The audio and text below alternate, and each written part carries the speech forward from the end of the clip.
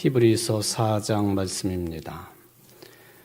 그러므로 우리는 두려워할지니 그의 안식에 들어갈 약속이 남아있을지라도 너희 중에는 혹 이르지 못할 자가 있을까 함이라.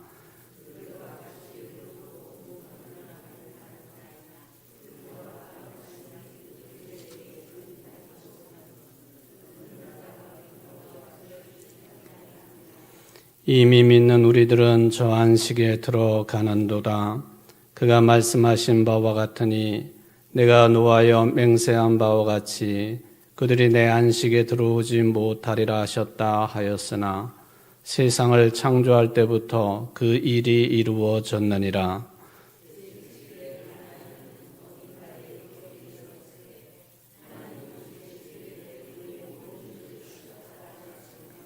또 다시 거기에 그들이 내 안식에 들어오지 못하리라 하였으니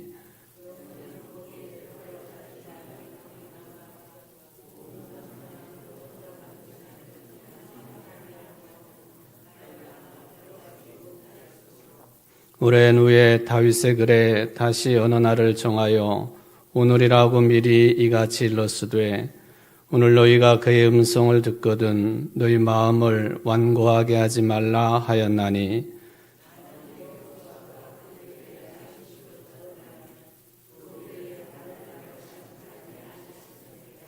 그런즉 안식할 때가 하나님의 백성에게 남아 있도다.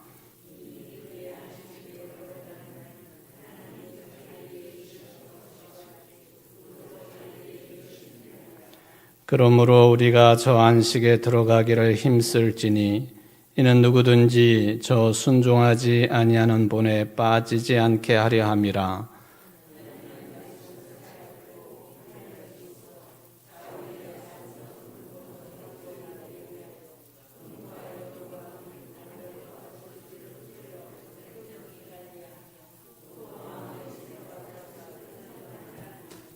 지으신 것이 하나도 그 앞에 나타나지 않음이 없고 우리의 결산을 받으실 이의 눈앞에 만물이 벌거벗은 것 같이 드러나느니라.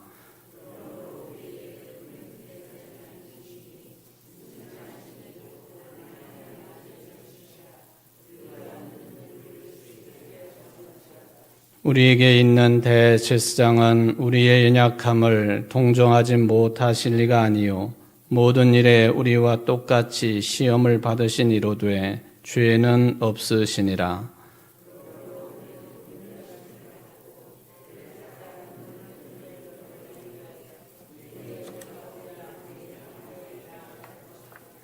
아멘.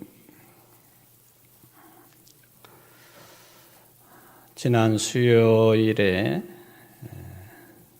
제가 고린도후서 6장 9절로 13절 말씀을 함께 본 그런 시간을 가지고 있었습니다.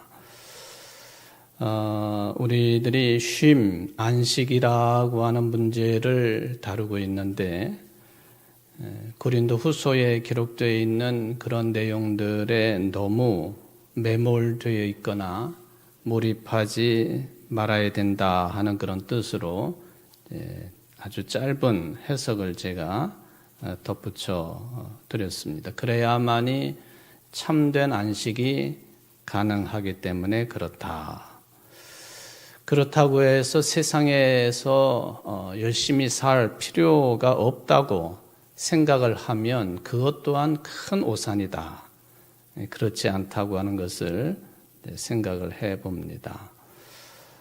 우리가 이것을 참 어려운 문제인데 좀 쉽게 접근을 하다가 보니까 표현상 걸리는 부분들이 있고 또 해석하는 데 있어서도 성경 본의에서 조금 벗어나는 그런 그 느낌이 있는 것도 사실인데 이런 정도 정리를 해보면 어떨까 하는 생각이 듭니다.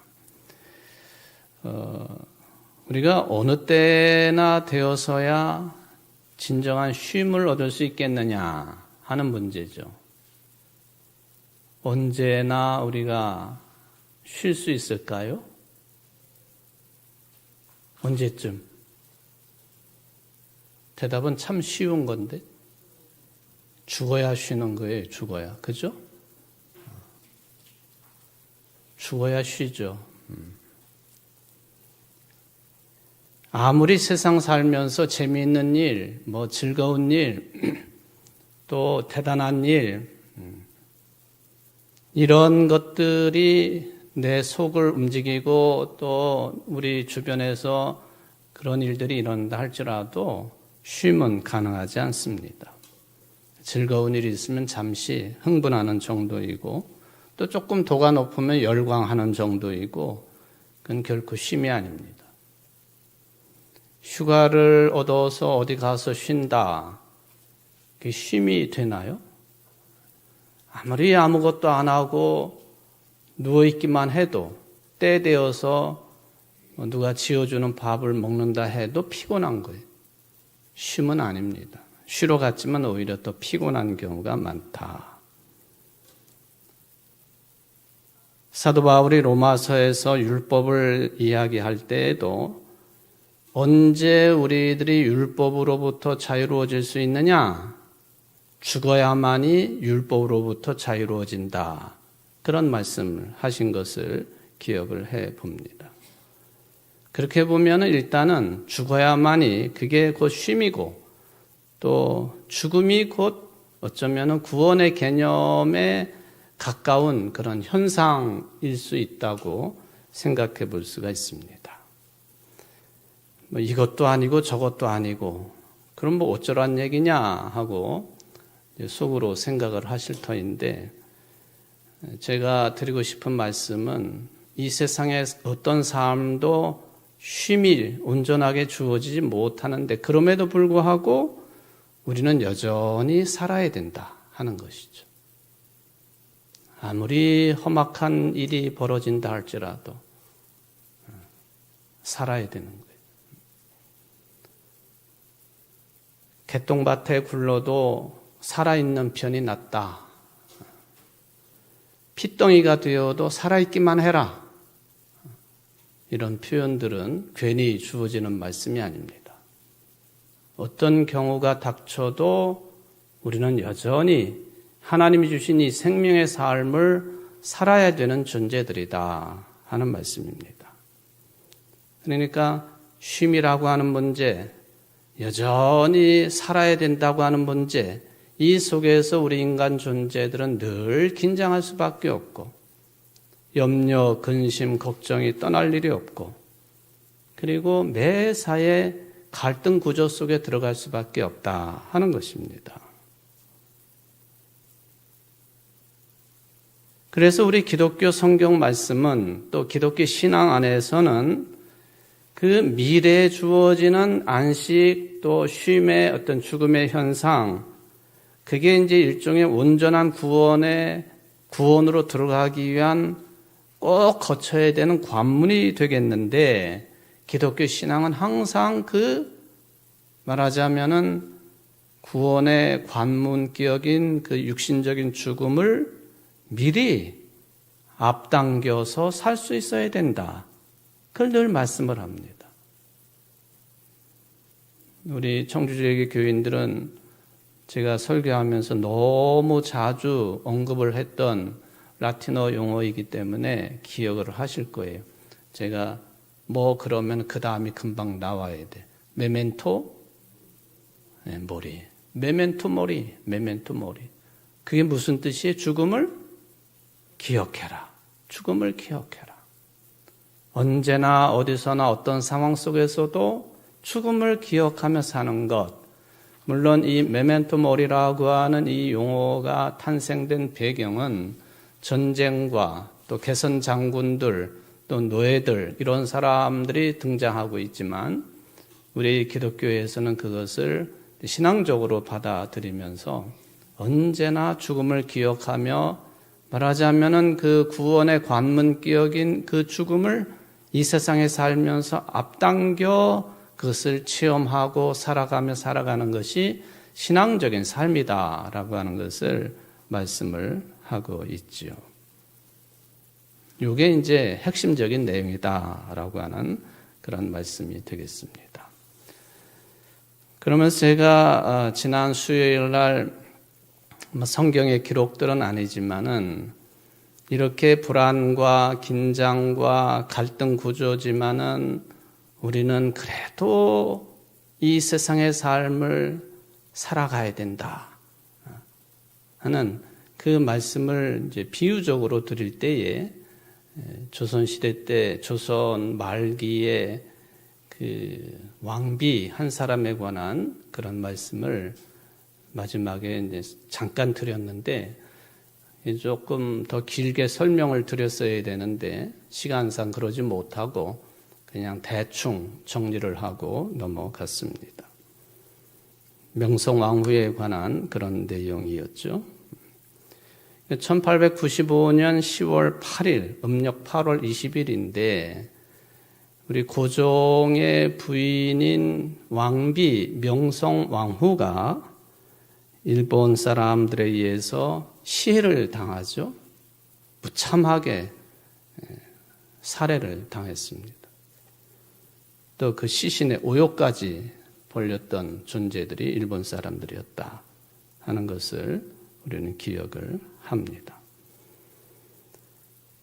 바로 이렇게 그 우리나라의 조선 왕조이기는 하지만은 이 을미사변의 배경에 물론 우리 조선반도 그때 당시 조선반도 주변 강대국들의 세력 다툼의 희생양이 된 것이 명성왕후이기는 합니다.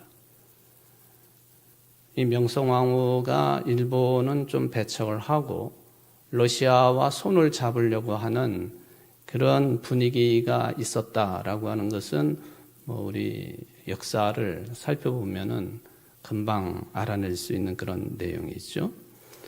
근데 이게 낭인배들을 행동대로 삼아가지고 지금 경복궁 내 건청궁에 있는 왕비의 처소인 곤영합이라고 불리우는 왕비의 처소에 쳐 들어가가지고 참하게 왕비를 살해를 했습니다. 그리고는 그 시신을 바깥에다 꺼내놓고 불에 태워버렸죠. 그런데 일본 당국은 이와 관련된 사람들을 이제 역사 자료를 이렇게 쭉 살펴보면 전부 다 무죄 선언을 합니다. 유죄 선언 당한 사람이 한 사람도 없어요. 다 무죄. 본국에서 재판을 하기는 했지만은 다 무죄. 증거 불충분으로. 지금까지도 사실을 제대로 인정하지 않고 있습니다.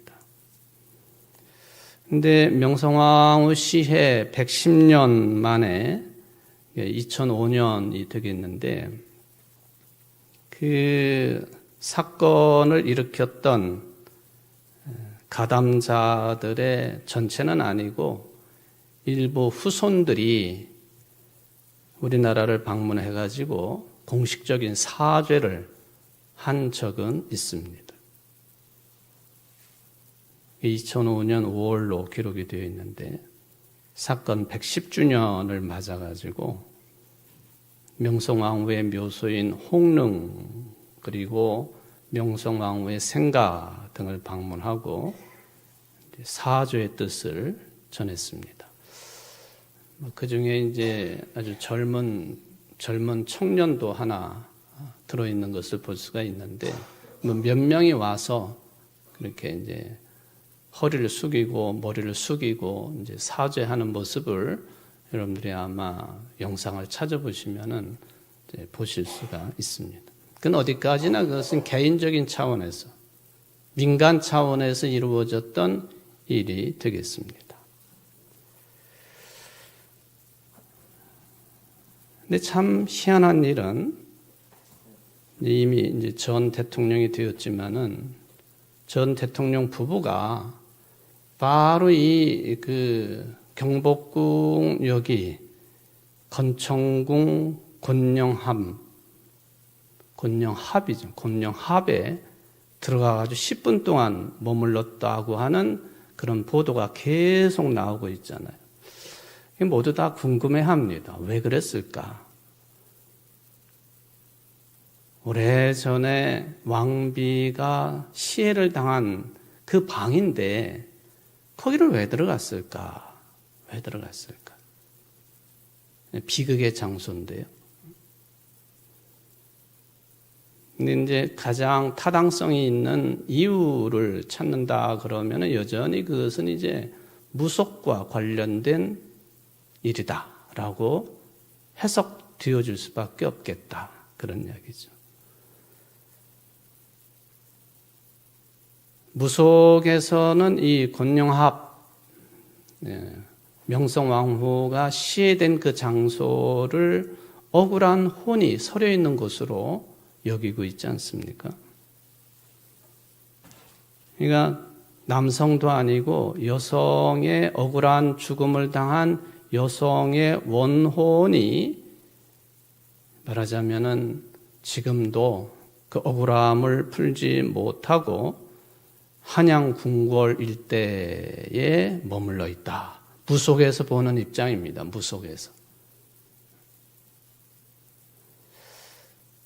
그러니까 이게 곤룡합에 들어갔다 하는 건 단순하게 옛 궁궐이기 때문에 관람 차원으로 들어간 것은 아니고 여성 원혼의 자리에 자신의 기운을 이렇게 맞대는 행위, 그걸로 해석이 됩니다. 이게 일종의 말하자면 무속적으로 보면은 그 원혼, 한과 그리고 현재 권력, 그것의 어떤 교차, 이것은 이제 무속에서 그렇게 보고 있다라는 해석을 저는 이렇게 읽어보고 그럴 가능성이 농후하겠다라는 그런 생각을 해봅니다. 거길 왜 가겠습니까? 왜 가겠습니까? 제가 지난 수요일 날 이 명성왕후라고 하는 뮤지컬이 있었고, 그리고 드라마도 있었고, 연극도 있었고, 여러 장르로 이 명성왕후를 조명하는 그런 그 예술적인 활동들이 있었는데, 그 주제곡이, 명성왕후 뮤지컬의 주제곡이, 저도 그것을 서울에서 봤는지 청주에서 봤는지 한번 본 기억이 있습니다. 그러니까 좀 그 가슴이 참 이렇게 막 저려오는 그런 느낌을 받았던 뮤지컬이었는데, 그때 주제곡이 조수미 씨가 불렀던 나 가거든이라고 하는 제목을 가지고 있는 그런 주제곡이에요. 주제곡. 저는 조수미 씨도 좋아하지만은 이 나 가거든이라고 하는 노래를 정말 한이 서린 목소리로 부르는 그 곡을 조금 더 좋아하는 것 같아요. 어쨌든 이 가사에 계속 반복되고 있는 내용이 있지 않습니까? 슬퍼도 살아야 된다. 또는 슬퍼서 살아야 한다. 명성왕후의 그 시해 사건, 을미사변을 다룬 그 뮤지컬, 드라마의 주제곡입니다.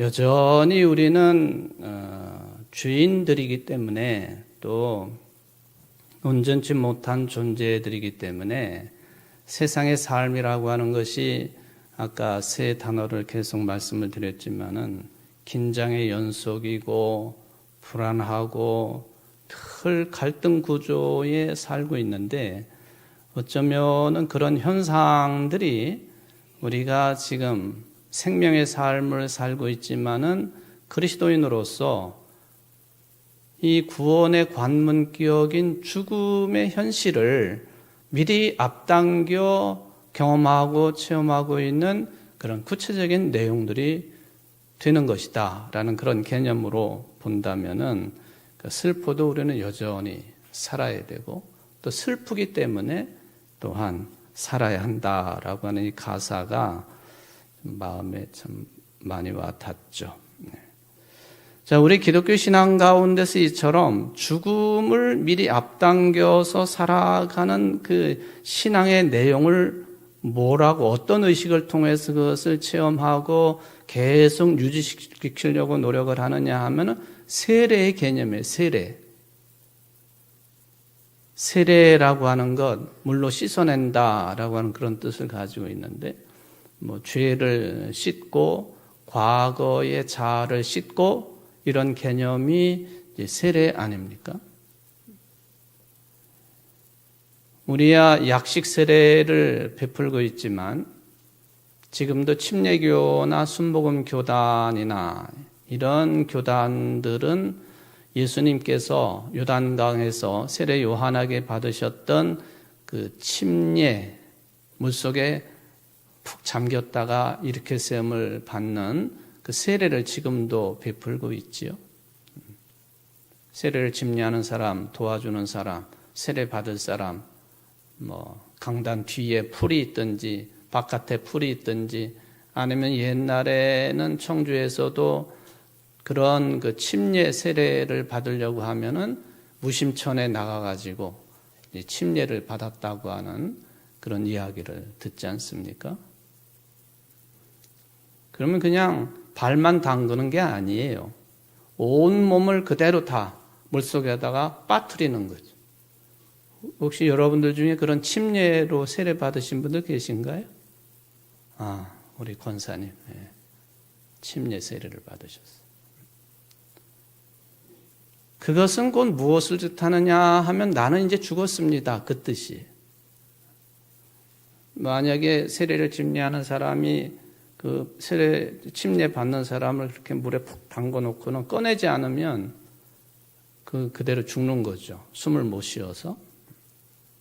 근데 그대로 두지 아니하고 내 옛 자아를 죽여버립니다. 내 죄를 씻어냅니다. 그런 뜻으로 물속에 들어갔다가 다시 일으켜 세웁니다.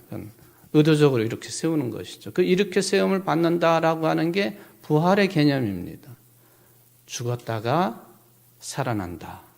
이게 이제 세례가 가지고 있는 아주 중요한 개념입니다. 그래서 옛날에는 이 세례를 베풀 수 있는 그 공간을 예배당, 본당 말고 부속 건물을 만들어서 세례당을 만들어 놓고 세례를 베풀었다. 얼마 전에 설교 시간에도 제가 말씀을 드렸잖아요. 근데 초기 시절에 세례 받는 모습을 보면은 지금 그렇게 하라 그러면은 누구도 하지 않을 것입니다. 이게 고난주간과 연결되어 있는 시점에, 부활절과 고난주간 그 연결되어 있는 그 시점에 밤새도록 이 세례를 위한 준비와 그 과정들이 진행이 되다가 부활주일 새벽에 말하자면은 제대 앞에 나가가지고 세례를 받는데, 그때에는 옛 흔적들을 살펴보면은 그 옷을 다 탈의를 하고, 그리고 온 몸에 올리브 기름을 다 발라 놓고, 그렇게 하고 세례를 받도록 했습니다. 그러니까 과거와는 완전한 단절을 상징하는 게 세례 아닙니까? 옛 것을 죽여버리고 새 생명이 되는 것. 그러니까 이 세례의 개념에서 오늘 여기서 말씀하고 있는 죽음을 미리 앞당겨 살아간다라는 것을 이제 교회 의식화, 의례화 해놓았다라고 볼 수가 있겠습니다. 그래서 기독교인이 되기 위해서는 세례는 기본 관문이지요. 예수님이 십자가에 달려 죽으신 것처럼 나도 세례를 통해서 내 옛자아는 죽여버리고, 예수님이 십자가에 달리셨다가 3일 만에 부활하신 것처럼 다시 일으켜 세움을 받아가지고 새 생명의 삶을 살아간다. 이게 세례가 가지고 있는 개념이에요.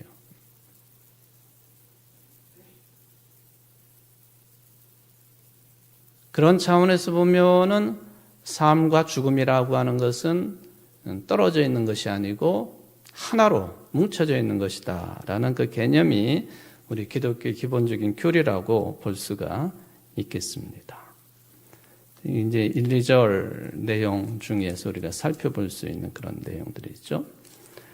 그 다음에 3, 4절을 이 제목이 탄생하게 된 그런 배경이 되겠는데, 이미 믿는 우리들은 저 안식에 들어가는도다. 그가 말씀하신 바와 같으니 내가 노아에 맹세한 바와 같이 그들이 내 안식에 들어오지 못하리라 하였으나 세상을 창조할 때부터 그 일이 이루어졌느니라. 안식에 관한 내용이에요. 세상을 창조할 때부터 그 일, 안식은 이루어졌다. 하나님께서 6일까지 창조 사역을 하시고 7일째 되는 날 안식하셨다 하는 그 개념이 여기에 반영이 되어 있다고 볼 수가 있겠습니다. 그래서 이제 설교 제목이 세상 창조 때부터 이루어진 일, 안식이라고 하는 그런 개념으로 생각하시면 되겠습니다. 그 다음에 이어지는 내용이 5절, 6절, 7절, 3절 내용이 되겠는데, 여기는 이제 시편 95편 말씀을 인용을 하고 있습니다. 그러니까 안식에 들어가지 못할 자들에 대한 반복적인 설명이라고 할 수가 있겠습니다. 물론 이것은 구약시대 때의 역사적인 배경도 포함이 되지만은 또 하나 우리들이 좀 생각해 볼 수 있는 내용은 뭐냐 하면은 6절 내용이에요. 그러면 거기에 들어갈 자들이 남아 있거니와 복음 전함을 먼저 받은 자들은 순종하지 아니함으로 말미암아 들어가지 못하였으므로, 복음을 받은 자들 가운데에서도 순종치 않아서 안식에 들어가지 못한 사람이 있다는 말씀 아닙니까? 이거는 좀 두려움을 가져다 주는 말씀이에요. 우리는 그냥 복음을 듣고 생각으로 믿으면은 그걸로 다 온전히 모든 문제가 해결되는 줄 알고 있었는데, 복음을 받았음에도 불구하고 순종치 않을 경우에는 안식에 들어가지 못한다.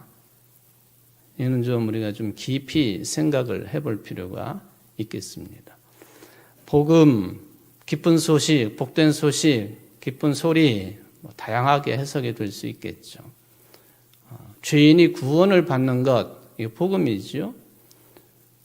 특히 우리가 교회 생활을 하면서 이 구원의 은총을 누리며 살아가는 사람들인데, 그럼에도 불구하고 교회 생활이나 신앙 생활이 늘 불편한 경우, 이 절수를 좀 깊이 우리가 생각해 볼 필요가 있습니다. 뭐가 속에서 자꾸 올라오고, 뭐가 자꾸 생각이 복잡해지고, 자꾸 걸리는 게 자꾸 생기고, 남이 나를 걸리게 하는 게 아니라요, 내 스스로가 나를 걸게 만드는 거거든요. 그렇지 않습니까? 남이 나를 피곤하게 합니까? 남이 나를 걸려 넘어지게 합니까? 스스로 그러는 스스로. 복잡하게 생각하고, 따지고, 계산해보고, 복잡해지기 시작하고, 마음의 평안을 누리지 못하고, 이것은 복음을 받았음에도 불구하고 저 안식에 들어가지 못한 구체적인 우리들의 모습이라고 해도 틀리지 않겠다. 목사도 마찬가지입니다. 평안하게 생각하고 뭐든지 좀 감사하게 바라보고 해야 되는데 그러지 못할 때가 훨씬 더 많아요. 고백을 하자면은 그러지 못할 때가 훨씬 많다. 그러니 목사도 이럴진데 교인들은 어떠할까 생각해 보면은 한편으로는 답답하기도 하고 또 한편으로 보면은 그러려니 하기도 하고 그러는 거죠. 여러분, 신앙의 삶이 안식과 단단하게 연결된 삶이라고 하는 것을 믿으시기를 바랍니다. 교회 생활도 이 안식의 개념과 단단하게 묶여져 있다고 하는 것을 항상 염두에 두시기를 바랍니다. 그래서 예수님만 생각해도, 교회만 생각해도, 우리 성도들만 생각해도 자꾸 잡스러운 생각이 드는 게 아니라 감사한 생각, 기쁜 생각, 평안한 생각, 안식을 누리는 그런 배경이 되는 그런 생각들, 이런 생각들이 여러분들에게 좀 충만하기를 간절히 바랍니다. 복음을 왜 복음이라고 할까? 복음에 순종하지 못함으로 안식에 들어가지 못한다. 구약시대 때에도 그것을 배경으로 삼을 수 있겠고, 율법 중심의 그 사람들만 해당되는 것이 아니고 예수 그리스도의 복음을 받은 우리들에게도 안식에 들어가지 못한 그런 현상들은 너무나도 크다라고 하는 것을 생각해 보는 것, 매우 중요한 우리 자신을 돌아보는 내용들이 될 수가 있겠습니다. 여러분들, 복음에 의한 안식, 이 삶이 살아가는데 여러분들이 다 주인공들 되시기를 주의 이름으로 축원을 드립니다. 감사헌금 들으셨습니다. 우리 부광중앙교회 김영복 장로님, 또 청주교육지원청 김덕여 집사님 감사헌금 들으셨습니다. 기도하십시다. 고마우신 하나님 아버지, 오늘 하루도 우리는 매우 복잡한 삶을 살다가 이 시간 성별로 하여 하나님 앞에 드리고 있습니다. 그냥 몸만 드리는 것이 아니고 우리가 영적인 예배를 통하여 말씀을 받고 찬송을 부르고 기도를 드립니다. 우리 모두를 돌보아 주시고 우리의 부족함을 너무나도 잘 아시는 하나님 아버지, 복음에 의한 안식의 삶을 우리는 누려야 되고 살아야 됨에도 불구하고 그러지 못하다고 하는 것을 회개하오니 우리로 하여금 회개하는 심령을 갖게 해주셔서 감사를 드립니다. 복음에 의해서 기쁨이 있게 하시고 감사가 차고 넘치게 하시고 배려가 있게 하시고 또한 우리 모든 신앙의 삶을, 교회의 삶을 통하여서 하나님의 뜻을 먼저 추구하고 그 뜻대로 준행하기에 부족함이 없는 복되고 복된 삶이 될 수 있도록 은혜를 베풀어 주옵소서. 오늘 특별히 수요 예배에 나오시면서 귀한 감사헌금을 드린 심령들이 있습니다. 하나님께서 저들을 축복하여 주시고 하나님 앞에 늘 감사를 드려도 부족한 것뿐이라고 하는 그런 깊은 신앙관에 의해서 하나님께만 영광 돌리기에 부족함이 없는 귀한 심령들, 가정들, 세상의 삶이 될 수 있도록 축복하여 주옵소서. 예수님의 이름으로 간절히 기도합나이다. 아멘.